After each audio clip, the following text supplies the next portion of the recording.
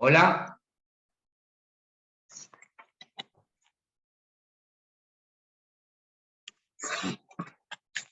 Hola, Sergio. Hola, bueno, Sergio, Hola, Manuel. cuando quieras podés arrancar, ¿eh? Bueno. Voy arrancando de un poco la charla que hicimos y la clase que hicimos la semana. Hablando de sus propiedades y de las escuelas que ellos eligen, y dijo uno que tiene una reunión con la rectora del Cristófalo. Y dije, yo la conozco, le encanta la joda turbia. Eso, Gonzalo. Hola. Hola, Leo. Hola, Leo, ¿me escuchás? Sí, ahí te escucho, Sergio. Porque hubo una interrupción ahí en la comunicación, no sé. A ver, vamos de nuevo. Listo, dale, cuando quieras. Ahí estoy compartiendo un mapa. Perfecto, lo vemos bien. Bien. Bueno, el mapa, lo que ven en rojo, son las 13 colonias. Las 13 colonias que, como habíamos visto la semana pasada, las del norte eran industriales y obreras. Las del sur, que es lo que se ve aquí en rojo, no sé si están viendo lo que yo marco, ahí marco el zoom. Estas, las del sur, eran esclavistas y tenían un sistema productivo en función al trabajo esclavo. En ese mismo momento se estaba produciendo la revolución industrial en el mundo.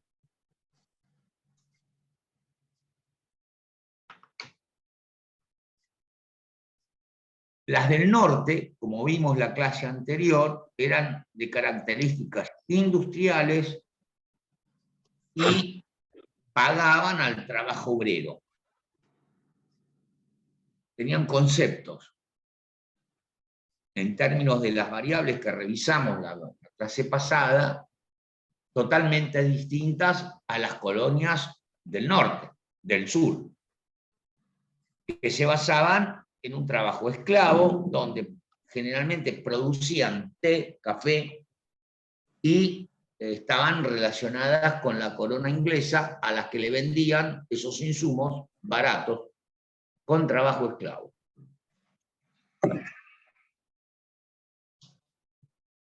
Toda la zona azul que está en el mapa, en realidad la manejaban los franceses, que estaban en guerra con los ingleses en esa época. Estamos hablando del 1756, o sea, mediados del siglo XVIII. Los franceses tenían buena relación con los pobladores nativos de ese lugar, que eran tierras muy productivas. Cuestiones que no les preocupaba tanto a los del norte, sino más bien a los del sur. Bien, y ahí entramos en otra variable que analizamos la charla pasada. Además vimos que los del norte eran más de carácter protestante y calvinista, y los del sur eran más bien, sobre todo, evangélicos, o sea, anglicanos, que mantenían la cultura religiosa romana, pero la autoridad era del rey anglosajón.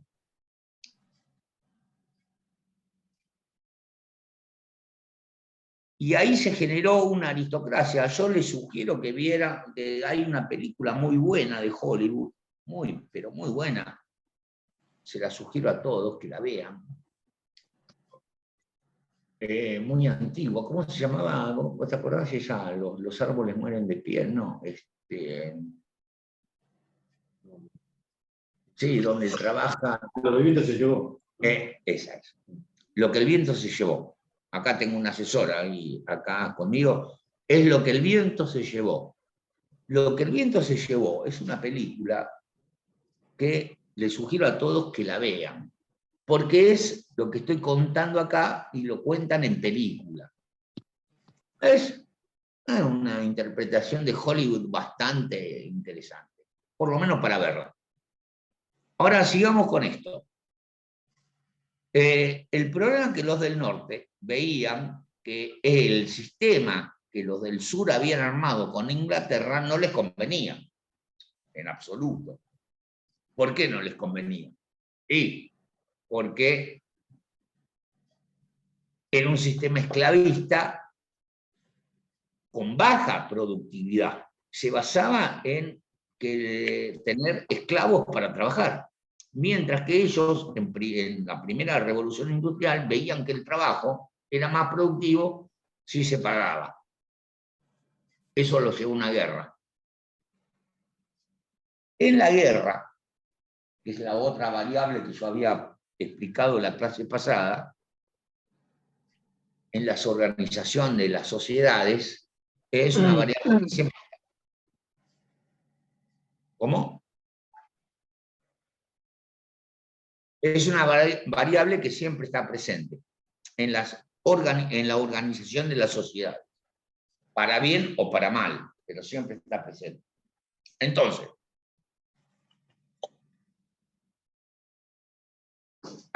la guerra se presentó. Obviamente los franceses, que como ustedes ven, hola. Hola. Te escuchamos re bien. Lo que ustedes ven en el mapa, la zona azul, era todo eso lo manejaba Francia. La parte verde o amarilla era de España. Y aunque ustedes no crean, si miran el mapa a su izquierda o a lo que vendría a ser el oeste extremo noroeste, ¿saben quiénes estaban ahí? Los rusos. Porque los rusos saqueaban pieles y se habían desarrollado y extendido por el Mar del Norte, cruzado, y habían hecho asentamientos. Lo que vos decís que es Oregon, que está en gris. Sí, en gris. En gris. Bien, no sé quién me corrigió, pero buena la corrección. Yo soy medio daltónico. Bien. Es la zona noroeste. Ahora bien, este mapa se va a ir corrigiendo con el tiempo. ¿Por qué? Porque estos señores que están aquí en el norte de las colonias, lo que está en rojo, son los bostonianos, empiezan a darse cuenta de que lo que tienen que hacer es expandirse, conquistar todo esto que está en azul, que eran los franceses, conquistar esto donde se estaban metiendo los rusos, y también desplazar acá a los mexicanos de toda esta zona, que era el Imperio de España, no eran mexicanos, era España. Pero primero tenían que vencer a los del sur, y ahí se produjo la guerra. Una guerra cruenta, sumamente cruenta, difícil. Muchos fallecieron, y dio lugar a una de las guerras civiles internas. Vieron que cuando hicimos el trabajo de la semana pasada, observamos como una de las variables importantes que existe el fenómeno de que la situación beligerante de la guerra está siempre presente entre los proyectos nacionales. Algunas veces es interna y otras veces dijimos externa. En este caso, en el primero fue interno y en el segundo, interno porque confrontaban dos proyectos distintos.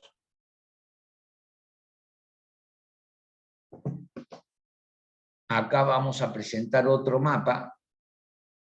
Lo estoy buscando, si me dan un segundo.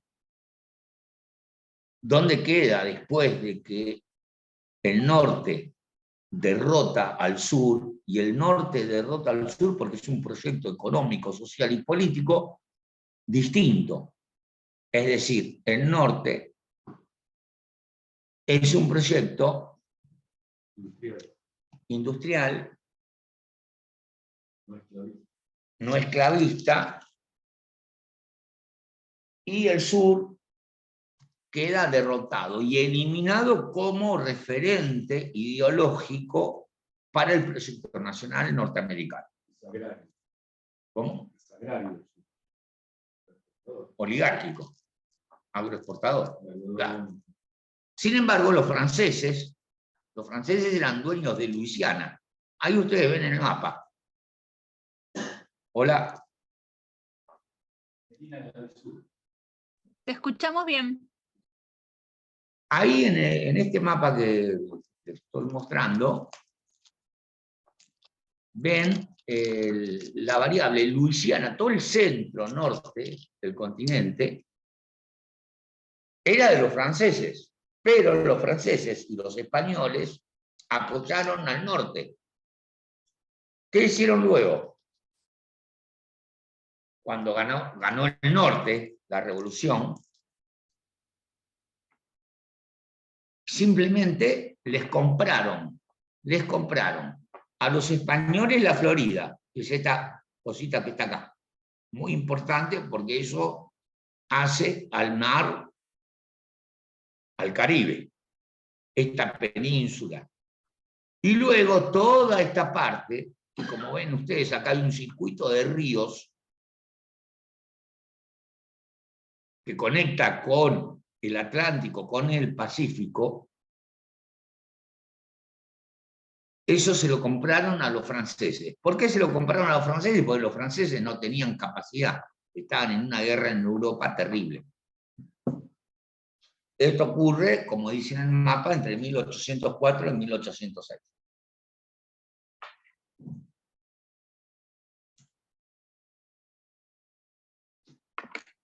Tenemos acá la guerra entre España e Inglaterra y la batalla de Trafalgar en esta época. Bueno, ocurre que después de la guerra civil, entre el norte y el sur, viene la expansión del principio del proyecto nacional que tenían desde el norte, que era industrialista, y se tenía que expandir en este territorio. O sea, se tenían que expandir del Atlántico al Pacífico. Bien, ¿cómo lo hacen? A los franceses le compran este territorio que está en el centro, que estoy marcando aquí, se los compran. Pero el problema económico no era comprárselo, el problema es que acá había, como dije, poblaciones nativas nómadas, eran nómadas.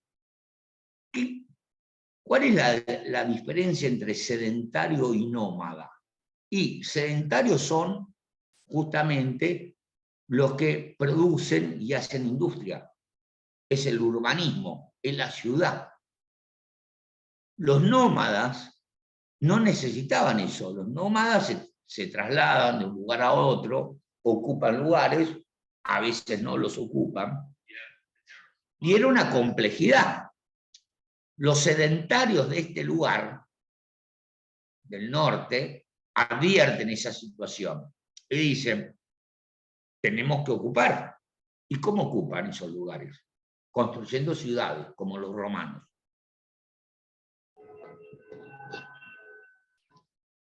Administrando los ríos, los lugares de comunicación, y lo van haciendo. ¿Y qué hacen al mismo tiempo? Tratan de otra variable, que es la clase primera, la cultural. ¿Se adaptan o no se adaptan a las urbes? Y los nómadas difícilmente se adaptan. Entonces los castigan y los excluyen. Y los van excluyendo.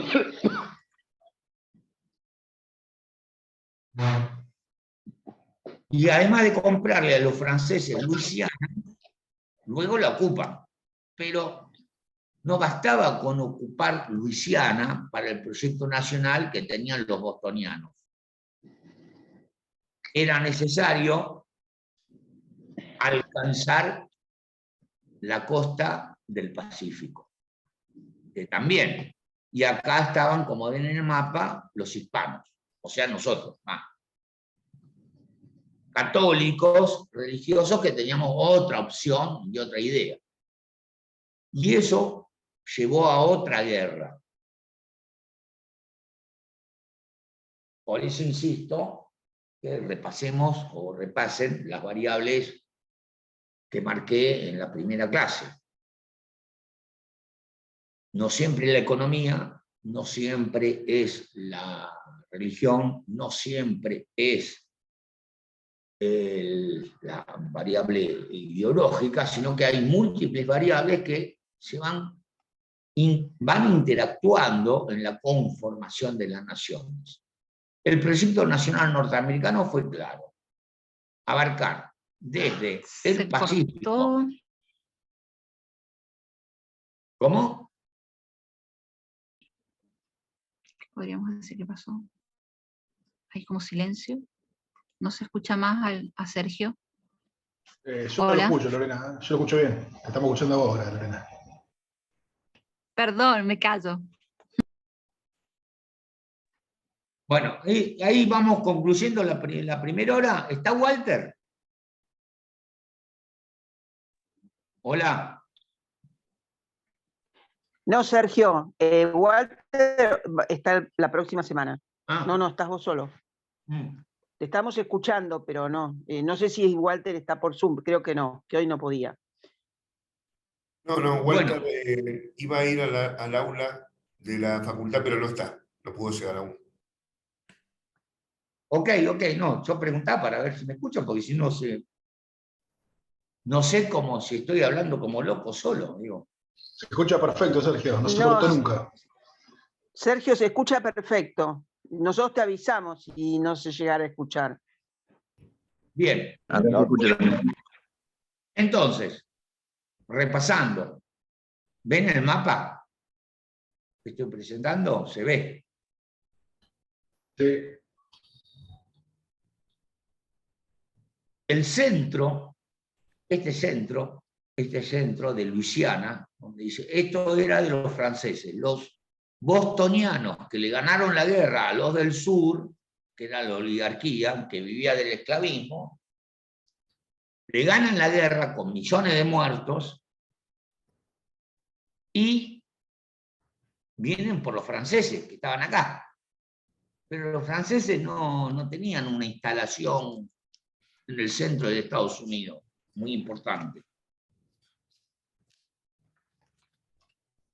Y les compran el territorio, los franceses se retiran.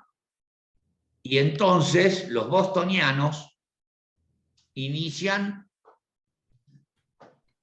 la ocupación de todo el centro del continente norteamericano. Y lo hacen bien, con colonos, con distribución de la tierra, con la generación de nuevos estados y con una visión política innovadora, recogiendo algunas cosas de los franceses y otras de los ingleses. Y los desplazan y ocupan todo este centro. Pero claro, les quedaba llegar al otro mar, al otro océano, que era el Océano Pacífico. Lo van a lograr porque fomentan la inmigración de toda parte de Europa, pobladores que quieran poblar todos estos territorios. Lo que ustedes ven en el centro y lo que ustedes ven en verde, y donde dice territorios hispanos, que es en amarillo, Spanish Territory, está en inglés, pero bueno. Todo eso lo van a ocupar. Y lo van a ocupar con un proyecto, que es el que tenían las principales colonias de acá del norte, industrial y obrero, y capitalista.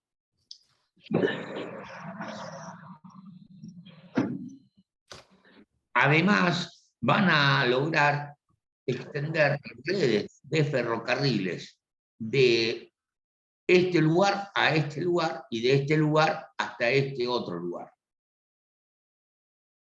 Le llevará 100 años más, hasta el 1900, y bueno, ahora en la segunda hora vamos a tratar ese tema.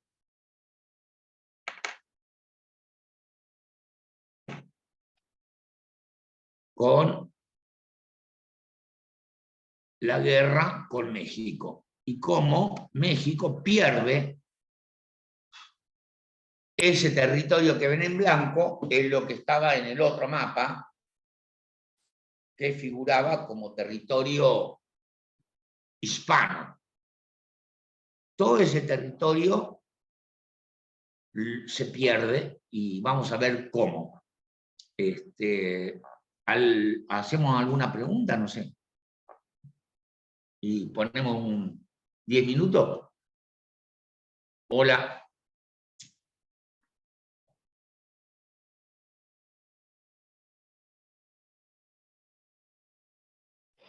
Yo te escucho perfecto, Sergio. No sé, no está respondiendo los que están presenciales. Leo.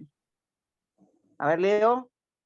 Hola, no sé si se escucha ahí. ¿Nos escuchan a nosotros? Ahora sí. Bueno, Hola. ¿qué tal? Hola, ¿qué tal? Soy Jazmín, yo estoy acá en la UNSAM, en el aula 34. Estamos con un montón de asistentes que estamos escuchando la charla atentamente. Se escucha con alguna dificultad, pero se escucha mente. Bueno, nuestra conexión por ahí Wi-Fi no es la mejor, ya vamos a mejorar la conexión de cable red.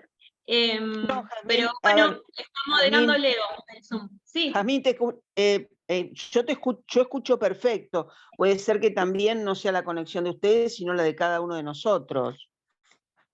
También es una suma de contribuciones. Claro, nosotros escuchamos bien, estamos acá, el que está moderando el Zoom es Leo, pero él está, digamos, no estamos nosotros con el Zoom, ¿sí?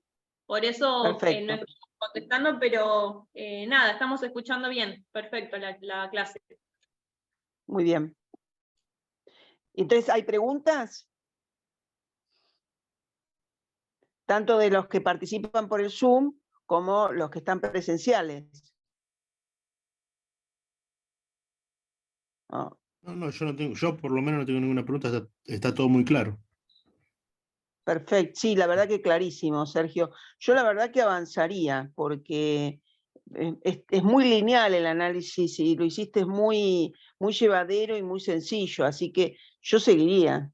Beatriz, tenemos acá una pregunta desde UNSAM. Perfecto. Hay un compañero que va a contestar y va a hacer la pregunta. Hola. Sí. Para Sergio, si podía... ¿Sergio está? Sí, ¿no? Sí. Si podía explicar un poco... Estoy, hola. Sí. ¿Qué políticas se llevaron a cabo para expandirse por Luisiana durante esos 50 años, 100 años? Bueno, Sí, escuché la pregunta. Sobre Luisiana expliqué, los franceses, vuelvo al mapa anterior, los franceses con los españoles apoyaron la revolución del norte frente al sur. Esta cuestión que vuelvo al mapa, a ver, ahí. Bueno, acá, no sé si el compañero, la compañera ¿se ve? Hola. Sí, se ve. Sí, Claro. se ve.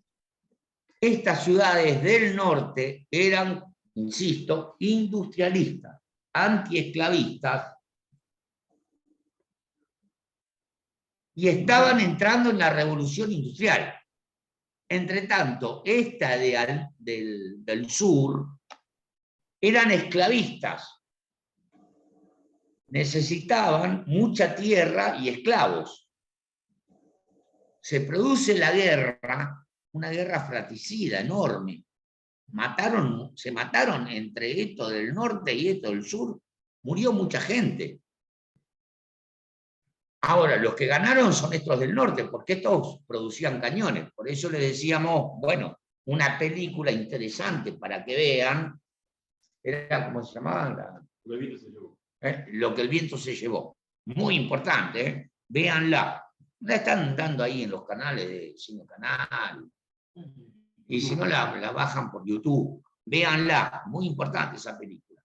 Porque le va a contar esta historia que yo le estoy contando acá pero la pueden ver y es interesante.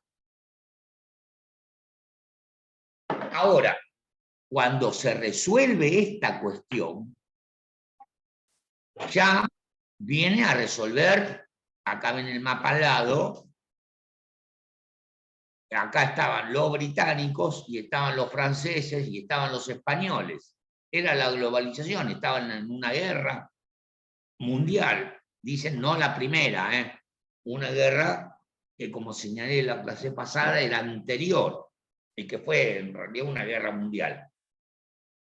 No dicen la primera a la segunda, esta es antes de la primera. En esa guerra se disputaba el acceso de los dos océanos. Ya el mundo era conocido. ¿Perdón? ¿Perdón? ¿Alguien habló?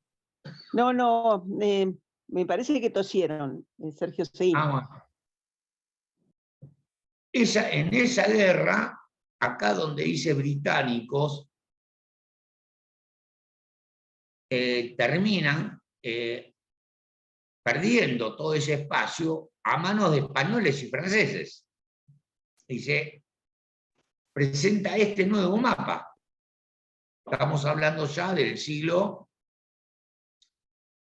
XVIII. Entonces, acá, esta Luisiana pasa a ser francesa. ¿Por qué? Porque los franceses apoyaron al norte.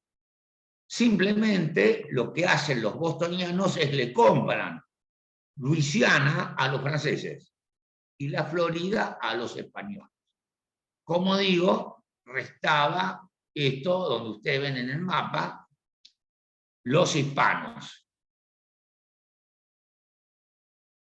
Y acá en el norte, los rusos, que habían llegado por el otro mar, el imperio ruso se estaba expandiendo y simplemente se los compran.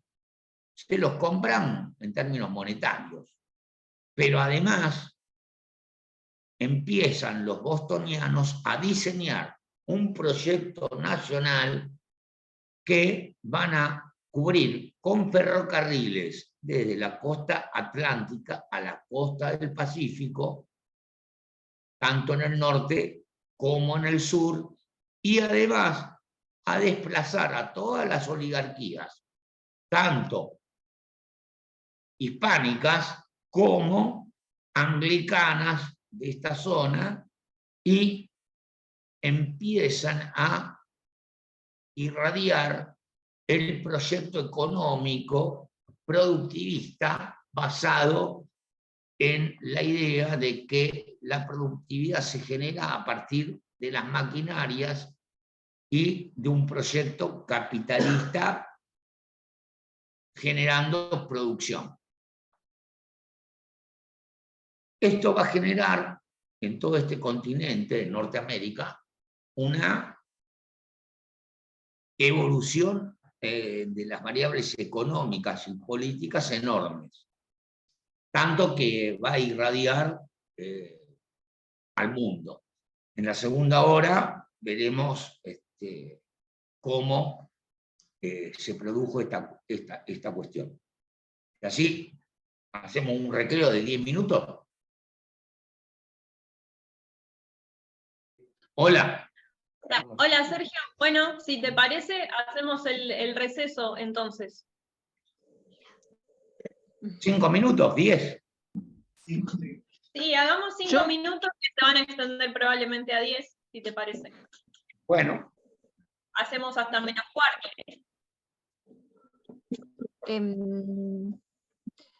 Sergio, ¿me escucha? Sí, sí. Nos mandaron por mail la documentación. En mi caso, que estoy acá, estoy con la compu, lo estoy viendo también. Así que quédese tranquilo porque estamos viendo re bien la documentación que nos ha mandado. No. Bueno,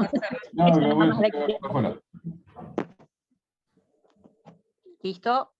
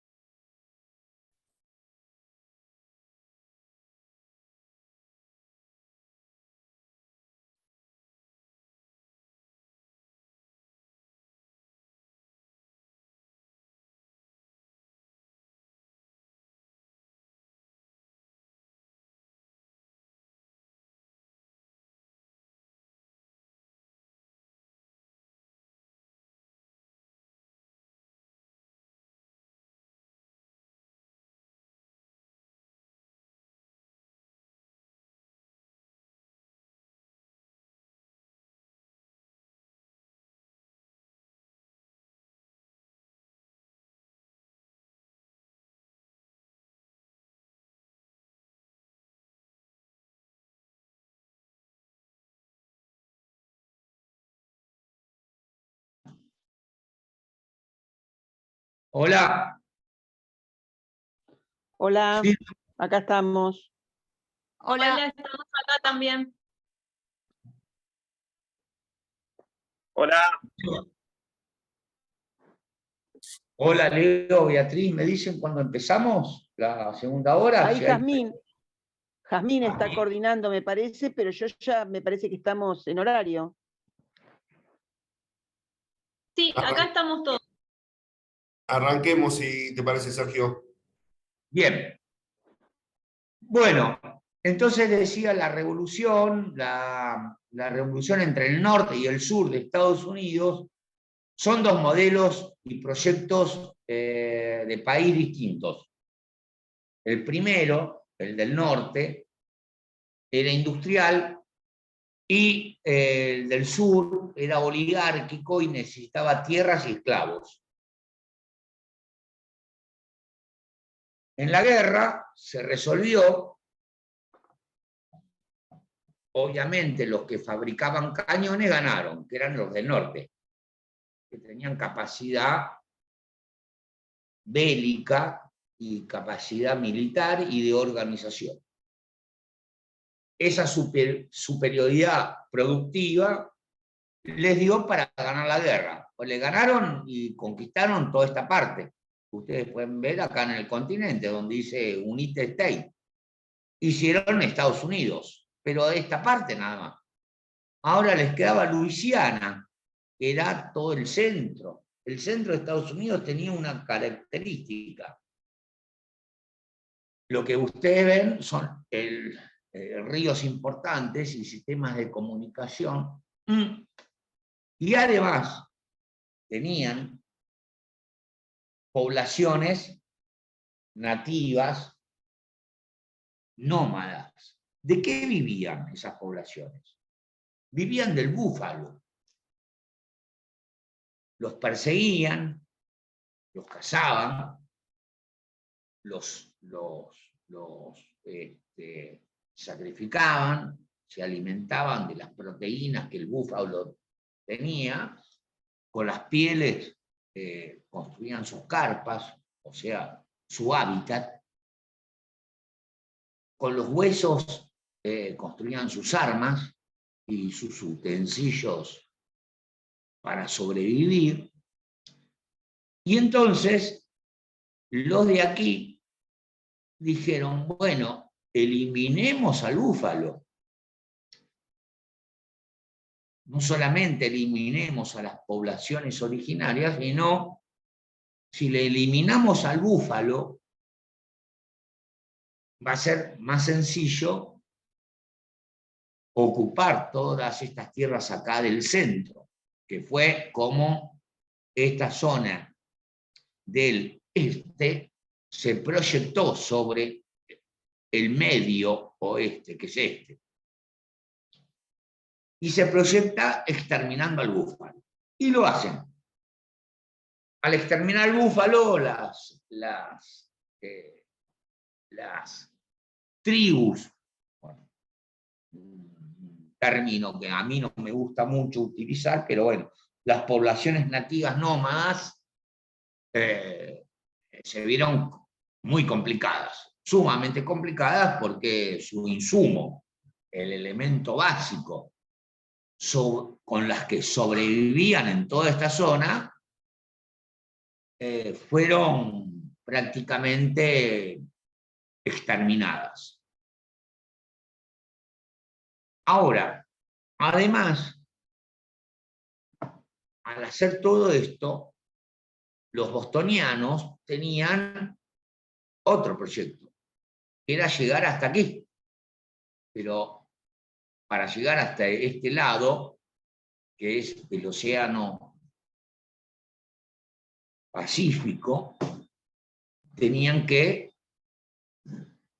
organizar bajo un sistema productivo con más eficiencia.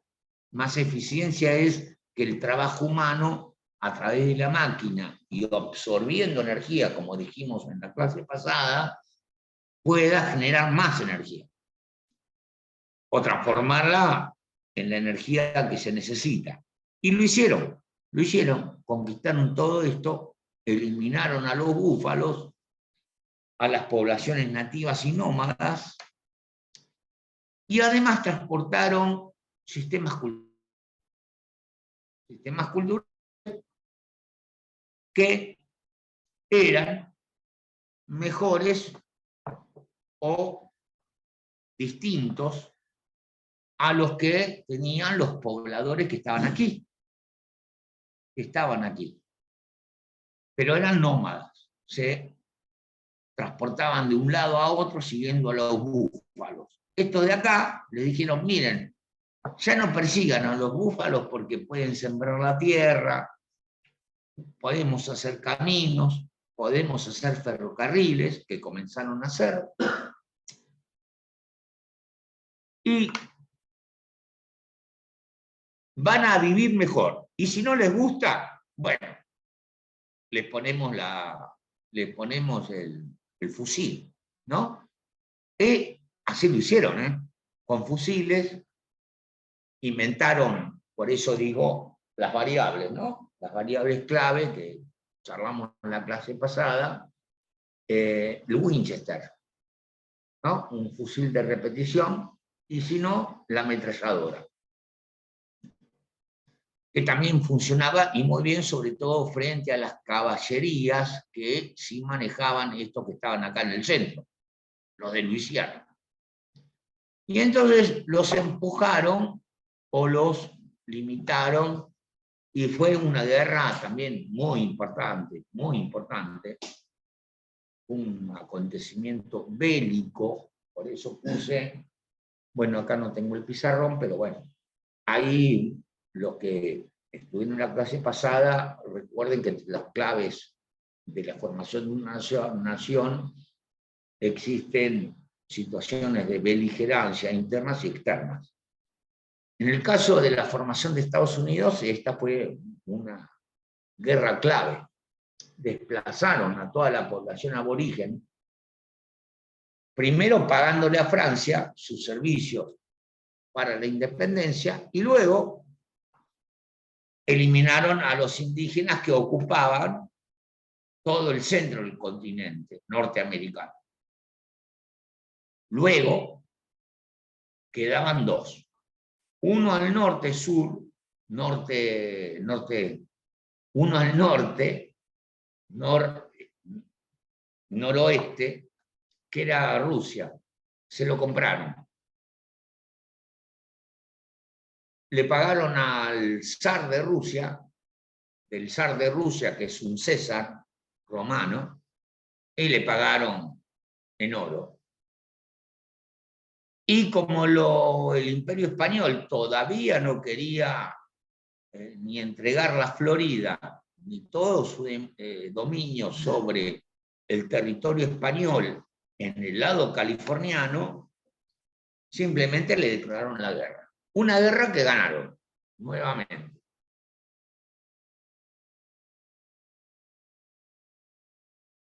Y la ganaron por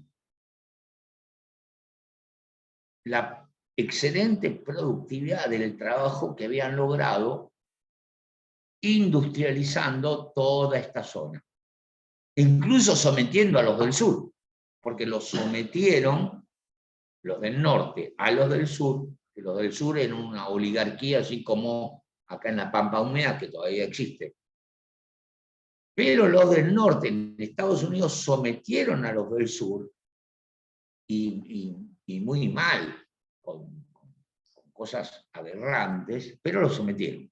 ¿Los sometieron a qué? A un sistema productivista, donde la productividad del trabajo, alcanzando de una costa a la otra, se impuso a los nómadas y a los oligarcas. Esa es un poco la historia que queremos, pretendemos entender sobre Estados Unidos, que bueno, yo les dejo la bibliografía y abro a las preguntas que ustedes quieran hacer.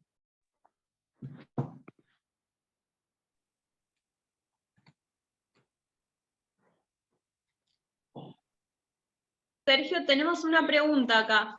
¿Puede ser? Claro, claro. Sergio, tengo una pregunta, discúlpame. Los ferrocarriles que tenían los norteños, ¿se lo copian a los ingleses o los ingleses le construyen algunas vías porque ellos estaban en guerra? Y los que tenían la tecnología eran los ingleses. ¿Cómo adquieren ellos la tecnología de los ferrocarriles?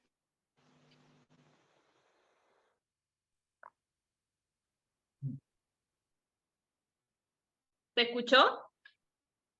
Sí, sí, escuché, estoy pensando en la respuesta. Está bien. Ah, perfecto. Hola. Escuché la pregunta, ¿eh? Sí. La escuché la pregunta. Hola. Sí. Sí, yo tenés ese dato porque me llamó la atención por eso mismo, porque ellos estaban en guerra con los ingleses y en ese momento los ingleses construían los ferrocarriles, ¿viste? En el mundo. Y no sé, me salió la duda si lo tenía, pero tranqui. Perdón, pero a ver, tampoco es digamos, la revolución industrial, sin ninguna duda, pero me parece que lo que necesitaban era carbón, era el combustible, que era de lo que estaba hablando Sergio, cuando buscan pasar también de este a oeste.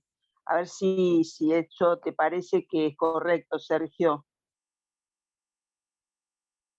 Sí, Beatriz, escuché la pregunta, ¿no? Y me quedé pensando,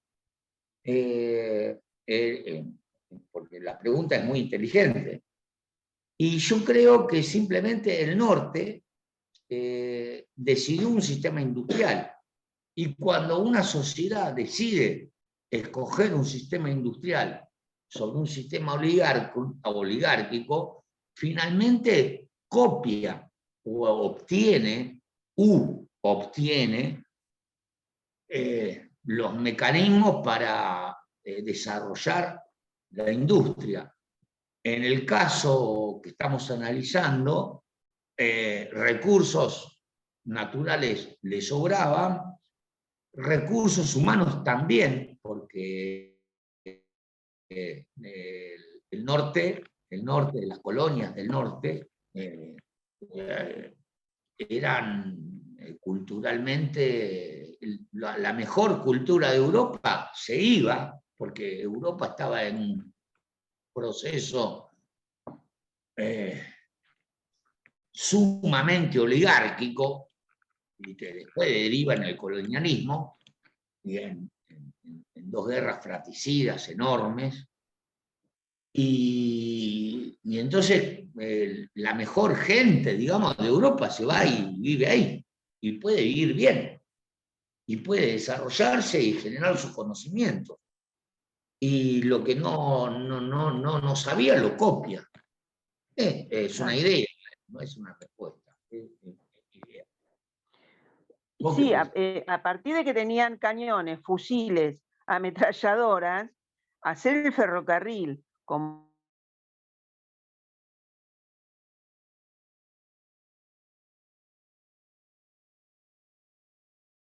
utilizar, en el mejor sentido de la palabra, los ríos que tenían en el centro. El ferrocarril es casi como que cae de maduro en ese marco, y sin ninguna duda es sencillo de copiar, digamos, no es que necesitaba como hoy decir, bueno, cuál es la fórmula de determinada tecnología. Me parece que el ferrocarril lo que tenía era que ocupar el territorio, poner rieles y empezar a... lo que necesitaba era el carbón. Que entiendo que lo tenían, que no tenían ninguna dificultad. Eso sí no lo tengo claro, pero me parece que dentro de sus recursos estaba el carbón. Sí, el carbón, por supuesto que estaba, porque los recursos naturales, la intelectualidad del norte, los bostonianos, lo tenían. Ahora, pero además tenían una cuestión importante que es la cultural, la variable cultural. ¿Qué es? Primero vamos a hacer un sistema distinto, no esclavista, que era lo del sur. Los del sur hacían un sistema esclavista, fácil, oligárquico, para venderle la metrópoli, el té, el café, lo que puedan con mano de obra barata. En cambio, los del norte industrialista sabían que podían, con su intelecto, copiar, imitar la industrialización. Y copiar e imitar la industrialización no es tan complejo. Es simplemente que los matemáticos que estudian en las universidades de Boston van y estudian en Inglaterra y se forman en la idea industrial, capitalista, que impone a veces copiar y a veces imaginar. Por eso las grandes patentes y las grandes...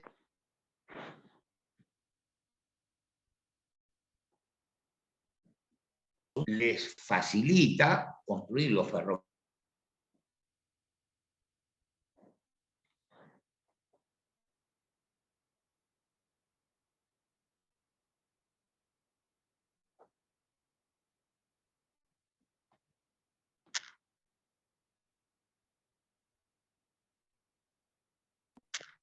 Está muteado, Sergio. Está muteado, Sergio. No sé si está muteado o se desconectó directamente. Tiene que volver a entrar. Yo lo veo acá. Ahí está. Ahora sí. Ah, bueno. Ahí estamos. Ahí estamos. Te vemos de vuelta, sí. Ahora sí. No sé de lo que dije, si me escucharon, ¿no? Digo, la expansión. La lógica, no sé hasta cuándo hablaste, porque es cierto que después quedaste sin sonido, pero acá en el medio, el grupo que está participando trajo la información sobre los ferrocarriles, donde el cuerpo de ingenieros dice, es decir, había inteligencia, sin ninguna duda, y a lo que vos decías, la decisión política. Si cuando vos tenés una decisión política de que el asalariado es más competitivo, eliminás el esclavismo y tenés una mano de obra, bueno, no sé si se está escuchando. Sí, te estoy escuchando. Me parece... bueno, me parece que eso queda como muy redondeado, digamos. A mí lo que me parece, y me gustaría como sí, me parece que fue muy importante en la clase anterior el desarrollo de la metodología, porque esa metodología, y vos traes un ejemplo que es el de los Estados Unidos, es muy importante para poder, con esa metodología, hacer el análisis de cualquier país, cómo fue su desarrollo o cómo puede llegar a ser su inclusión en geopolítica. Entonces, a mí me parece que el ejemplo es muy claro, pero en el ejemplo es donde se van dando muchas de las variables que vos fuiste desarrollando que son necesarias para hacer el análisis. Me parece como que todo esto tenía un objetivo, que en una de ellas ese objetivo es el que deberíamos retomar para hacer una conclusión de este análisis que vos fuiste enmarcando. Gracias, Bea. Entonces, ¿a vos te parece que cerremos la clase con retomando un poco el examen de la metodología? Eso es lo que... A mí me parece, porque en realidad el ejemplo está desarrollado, fue muy sencillo y realmente es muy interesante, pero entonces me parece que como lo que uno quiere buscar es todos estos ejemplos que te enseñan la historia, me parece que sí es importante volver a puntualizar y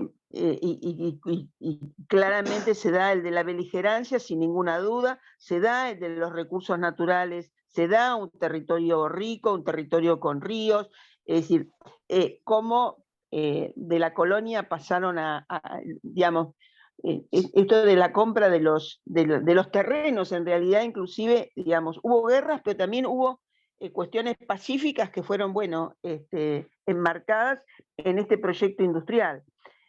Entonces, a mí me parece que sí, que habría algunas cuestiones que me parece bueno enmarcar en este ejemplo que fueron dándose en el desarrollo metodológico. Bien, ¿qué te parece? ¿Cerramos? A ver, Jazmín, que estás ahí presencial, y Leo, ¿qué opinan? Buena pregunta. Perdón, Beatriz, no te escuché, ¿qué dices? No, que a mí me parece... A ver, ¿me escuchás, Leo? Sí, te escucho. Bueno, que yo decía que me parecía que el ejemplo de Estados Unidos era un ejemplo justamente para cómo utilizar la metodología que él planteó al principio de la clase anterior, y que esa metodología nos puede permitir hacer otros análisis geopolíticos, como que esto fue un ejemplo, no era que lo que se buscaba, digamos, un ejemplo que quedó muy claro, pero bueno, cómo utilizar esa metodología, y me parece que en una de esas repasar algunos de los puntos de cómo se fueron dando claramente. Uno era, sin ninguna duda, el natural, digamos, se encuentran con un territorio rico, con un territorio que estaba dividido entre un proyecto industrial y un proyecto oligárquico. Entonces me parece que la metodología, sin ninguna duda, la beligerancia, fueron guerras internas, también con territorios ocupados, pero me parece que habría algunos de los puntos que sería bueno remarcar para que profundicemos el análisis y podamos redondear esta idea. Clarísimo. Antes quería hacer un comentario, es que está Walter Romero con nosotros, vino a la clase presencial. Bueno, él seguramente este cierre que va a hacer Sergio lo va a poder escuchar, y en todo caso también escuchamos un comentario o aporte que quiera hacer él más adelante, después de que escuches cómo cierra la clase. Bueno, excelente. Eso. Hola. Sergio. Entonces, cerramos con un repaso cerremos con un repaso de las variables metodológicas que explicamos en la clase pasada. Me parece, estoy totalmente de acuerdo con la idea académica que mi profesora me presenta y me parece adecuada, porque el enfoque y el punto que queremos cerrar es justamente este. Después cada uno puede hacer sus análisis, puede trabajarlo a futuro en cada situación. Nosotros iniciamos la cátedra la semana pasada planteando la metodología que tenemos de trabajo. Y dijimos, en la metodología nosotros rescatamos algunas variables claves para el investigador científico que dice: voy a analizar una sociedad o voy a analizar la historia de una sociedad en determinado tiempo y espacio. Y relevamos algunas de las que nosotros destacamos, que no son todas, pero las voy a volver a enumerar para que sirva como una especie de guía. Descartamos, en principio, bueno, que una sociedad está en un lugar, geografía, está en una geografía, y eso implica qué acceso tiene al agua, qué acceso tiene a la productividad de la tierra, qué acceso tiene a las montañas, qué acceso tiene a los mares, en fin. Esto va a determinar, es una variable que hay que tener siempre en cuenta. Luego, señalamos también en la clase anterior cómo se organiza esa sociedad, la organización política. Y la organización política puede ser un imperio, puede ser una organización en base al dominio físico, mental, pero la organización política, la sociedad, para usufructuar la energía que está dentro de la geografía, tiene que darse alguna forma. Y se han presentado a lo largo de la historia muchísimas. Otra variable que rescatamos es obviamente la tecnológica. Hay algunas sociedades que dominan más prontamente el acero que otras, o la energía atómica que otras, y bueno, y eso también genera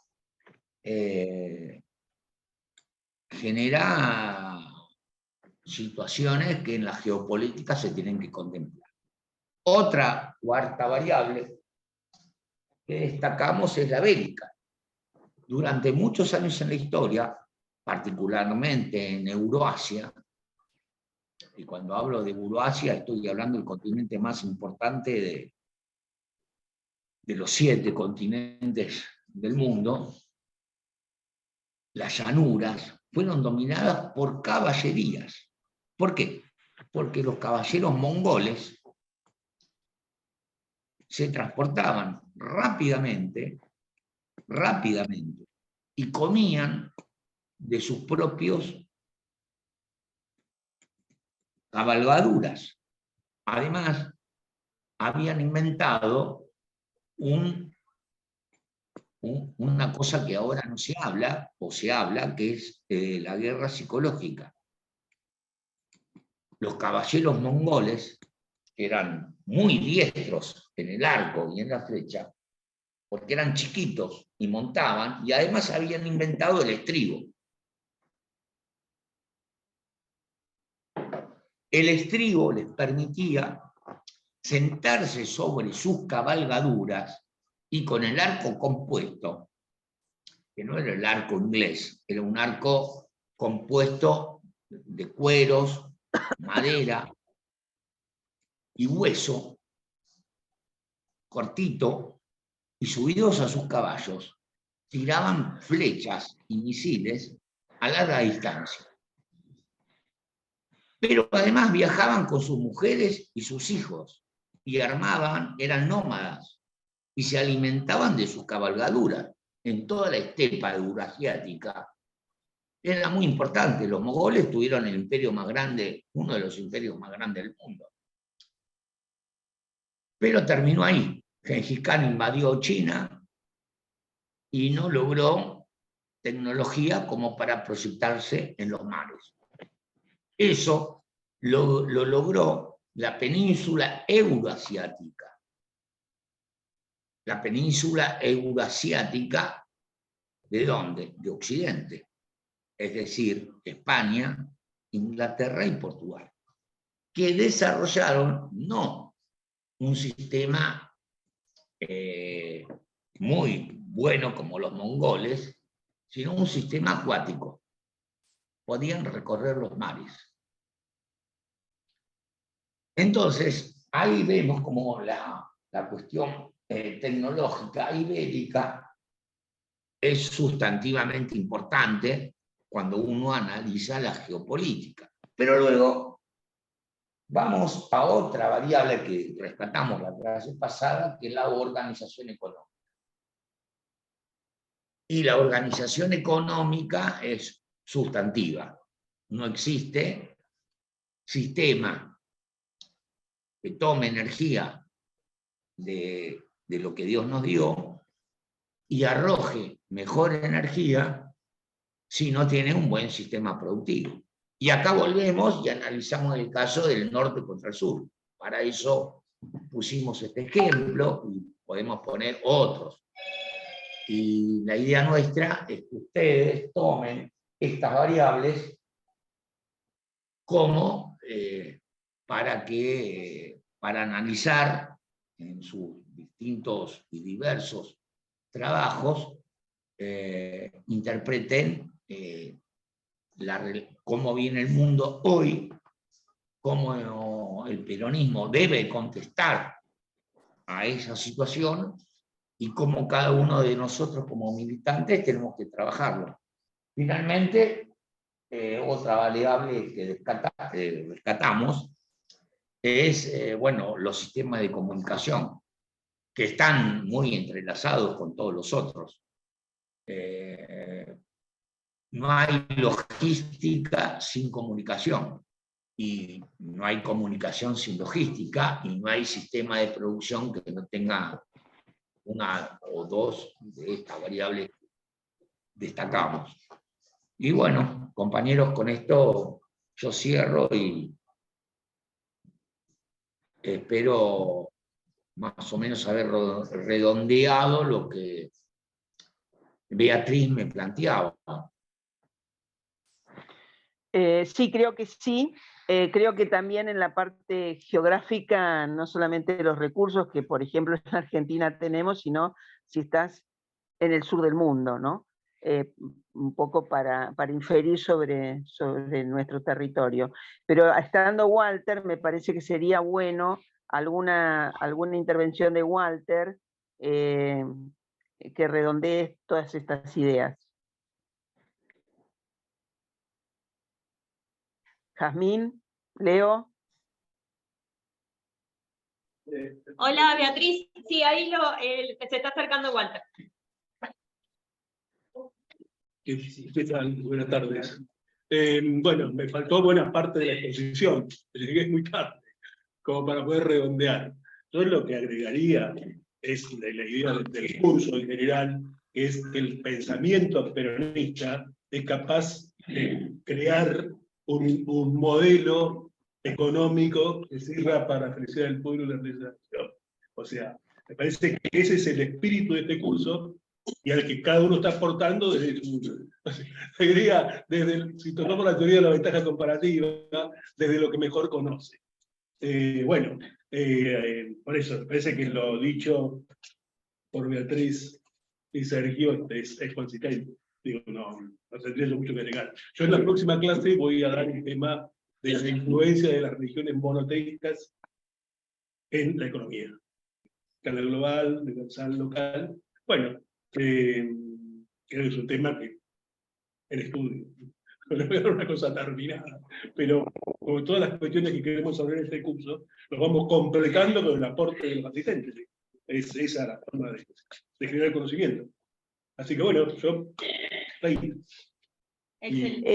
Sí, me permitís, Walter, a mí me parece que justamente es a donde tenemos que ir redondeando con cada uno de los temas que planteamos. Por eso era muy bueno el trabajo que presentó Sergio, y por eso había que retomar sobre la metodología, porque en realidad nosotros lo que vamos a utilizar todos estos análisis y todos estos ejemplos justamente para nuestra política económica peronista.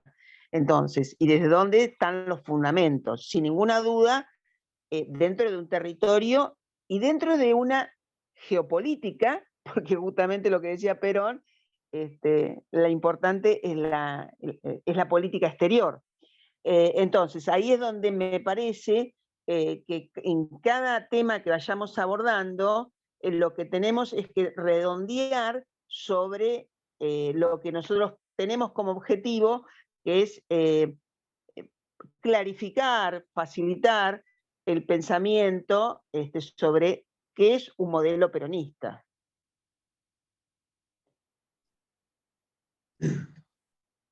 No sé si Sergio querés decir algo. Sí, yo siempre quiero decir algo, profesora, por supuesto.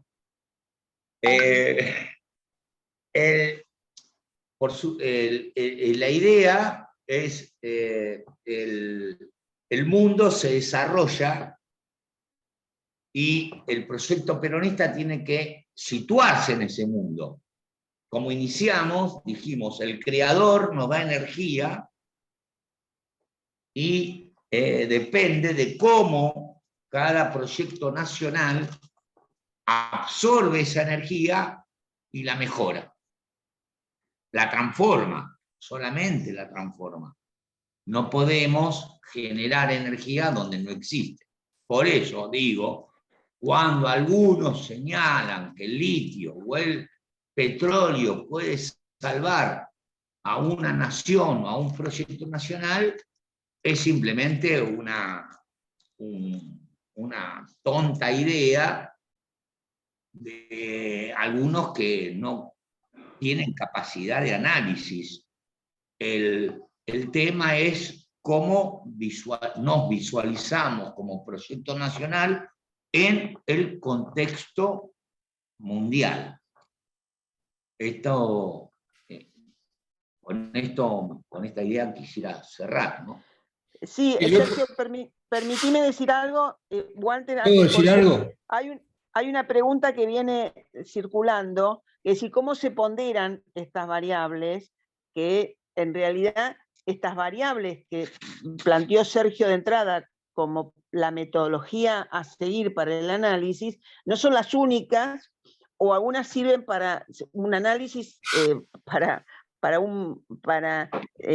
otro ejemplo geopolítico, y después vamos a tener que buscar exactamente cuáles son las variables que en realidad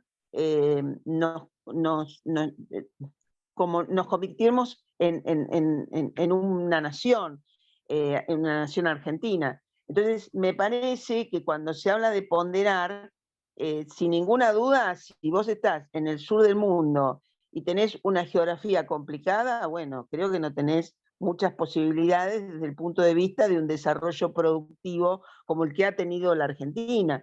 La verdad que la Argentina, como habíamos planteado, es uno de los pocos países del mundo que tiene una riqueza natural, que la sigue teniendo la oligarquía, y nosotros seguimos teniendo un modelo oligárquico. Tal vez en los análisis vamos a ir buscando cómo son todas esta metodología puede ser aplicada al modelo de nación argentina. Esto tratando de contestar una de las preguntas que aparece en el chat, pero alguien estaba por intentar hacer una pregunta y retomar. Te pido por favor, no sé cómo te llamás, que recién aparecías en el... Mario. Ahí estás. Claro. Ahí estás. No, yo me perdí la otra clase, la verdad que no pude asistir. Pero no, yo estaba viendo que Sergio desarrollaba toda la historia norteamericana, ¿no? Pero nosotros tenemos acá una historia también fuerte en función de los observables de esa historia, ¿no? Perdóname que te interrumpa. Déjame que te diga esto. Justamente como no estuviste en la clase, en realidad Sergio lo primero que plantea son algunas variables de análisis metodológico y pone a Estados Unidos y cómo fue la historia de Estados Unidos como ejemplo, nada más como uno de los tantos ejemplos que uno puede encontrar en el mundo. Está bien, pero yo creo que perdón, yo creo que está bien, no es una crítica a eso. Yo lo que digo es que desde el año 43 Por lo menos es lo que yo sé de historia y lo que pude vivir en algún periodo, digamos. Pero del 43 al 55 hay toda una historia argentina, que ahí también tenemos fuente de observables. Yo llamo más que variables observables, ¿no? O sea, cosas que se pueden extraer deconstruyendo esa historia para seguirlas adelante. Porque nosotros tenemos una ruptura en la historia. A partir del año 55. Yo me meto ahí, me meto porque bueno. No, está bien. Me meto en el tema porque, para simplificar, en Estados Unidos ganó el norte. Todas las variables que analizamos la clase que vos no estuviste, el norte, desarrollado, industrial, le ganó al sur. En la Argentina, los que ganaron fueron los del sur, totalmente al revés. Es decir, veamos, por eso planteamos, te pido que de pronto, si está grabada, creo que está grabada la clase, la repasemos. El norte industrialista le ganó al sur. Aquí en la Argentina, el sur oligárquico ganó la batalla. Ganó la batalla y hasta hoy, en la actualidad, condiciona la política y todas las variables que yo estoy de acuerdo. Con eso estoy Ahora de acuerdo. bien, no es un problema de ponerse, no es un problema de ponerse de acuerdo, no. Sino es un problema, lo que yo propuse es un sistema de análisis.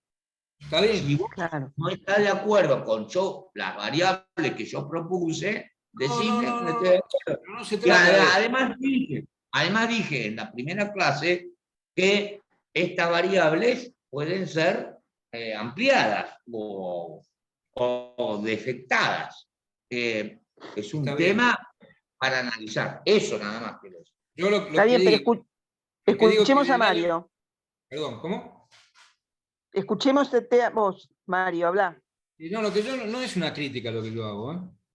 Yo estoy diciendo que nosotros tenemos un modelo argentino que es el peronismo, del 43 al 55, y ganó el peronismo ahí.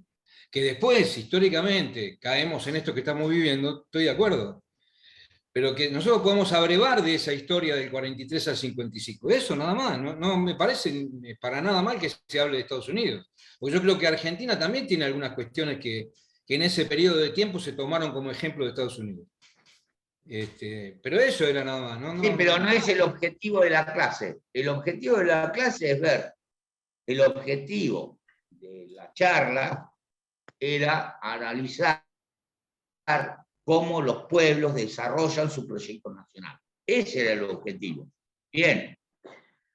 Obviamente que yo coincido con vos. Claro. Claro, lo que pasa es que el proyecto nuestro lo rompieron, lo destrozaron en el 55. Está bien, pero perdóname. Cuando hablamos de modelo peronista, yo creo que, sin ninguna duda, la base fundamental está en el periodo que vos decís del 43 al 55, pero no nos debemos olvidar el 73 al 75, porque cuando uno analiza el 73 al 75, vinieron con un proyecto muy claro y vos hasta podés ver la cantidad de leyes que se logran en ese breve periodo y fundamentalmente en el primer año y medio. Con lo cual, una de las cosas fundamentales también, como decía y lo mencionaba como título recién Sergio, que es un sistema de análisis, también tenemos que tener como sistema de análisis que lo que necesitamos es un modelo que se implemente. No es que no podemos, digamos, una de las cosas que justamente tenemos que decir es que hay planificación en el modelo peronista. Digamos, hay un objetivo, hay una ética y hay un plan. Así como estuvieron los planes quinquenales, estuvieron el trienal, y realmente, justamente, existe el 55 y existe el 76, por esto que dice que, bueno, la oligarquía ganó en la Argentina. Entonces, ahí es donde vamos a ir profundizando y vamos a ir justamente haciendo esa lectura que vos estás planteando, digamos, que es el deseo de todos. Está bien, pero fue trunco eso. Como ese periodo que vos estás mencionando, fue trunco. Yo claro, hablo de pero un justamente, compacto que fue... Por eso, Hablo de un proceso digamos, dialéctico que se fue dando de manera progresiva y ascendente hasta el 55. Y no, en ese periodo no hubo, digamos, los conflictos que tuvo que aguantar el peronismo cuando volvió Perón. Por eso decía yo que me parece muy interesante que nosotros, apropiándonos de la historia esa, también tenemos un montón de aprendizaje de esa época, ¿no? A eso me refería yo. Perfecto. Ese es el planteo que yo digo, que nosotros tenemos que abrevar también de lo que nosotros hicimos, desde el punto de vista revolucionario, ¿no? Sí, por supuesto, compañero, por supuesto. Sí. El enfoque y el tema que queremos trabajar, porque somos una cátedra importante. La primera cátedra que estamos discutiendo y charlando sobre el peronismo. Es única en las universidades nacionales. Están los radicales, están todos, pero nosotros pocas veces estamos. El esfuerzo que estamos haciendo es importante. No lo vamos a terminar ni acabar en una charla, y no tenemos que hacer una unidad básica de una experiencia académica. Lo que intentamos desde nuestro espacio, con Guillermo, con Beatriz y con todos los compañeros, es dar una cuestión de una discusión académica que está bien, y es muy bueno que todas estas dudas se vayan evacuando, pero nos va a costar un tiempo. Nos va a costar un tiempo. Pero yo no le discuto eso, Sergio, no es una discusión de ese. Yo hablaba más de la metodología. O sea, estamos hablando entre nosotros, por lo menos es lo que siempre dice Guillermo, y que yo voy viendo desde épocas anteriores, que es el tema de la metodología de estudio, pero también con categorías argentinas, con categorías latinoamericanas. O sea, bueno, ese instrumento de estudio, que para mí son categorías más que variables, ¿no? Bueno, creo que quedó claro el punto. No sé si les parece, compañeros, si alguien más tiene alguna pregunta, como para ir cerrando, obviamente sabiendo que nos vamos a encontrar de vuelta el próximo jueves con Walter, acá en el aula 34 de la UNSAM, para los que se puedan acercar a las 18 horas, y obviamente también vamos a estar por Zoom de forma sincrónica, como lo veníamos haciendo. Así que, si les parece, podemos ir cerrando. Espero que alguno tenga alguna otra pregunta o alguna otra intervención. No sé, Beatriz, o... No, si Walter quiere cerrar con algo, me parece como... ya no, está. Perfecto. Sergio. No. A mí me parece que fue muy importante el título, que es lo que nosotros estamos buscando es un sistema de análisis, y que los ejemplos son ejemplos. El nuestro es el ejemplo de los modelos que por supuesto se implementaron en la Argentina con los periodos que gobernó el peronismo. Y de ahí empezaremos a encontrar toda esa metodología y todo eso que estamos objetivando. Así que por mí está perfecto. Tenemos que seguir avanzando en las próximas clases. ¿Qué tal, Beatriz? Bueno. Quería consultar sobre las grabaciones. Yo no sé si ya lo hablaron, porque a veces llego un poquitito tarde yo. Está bien.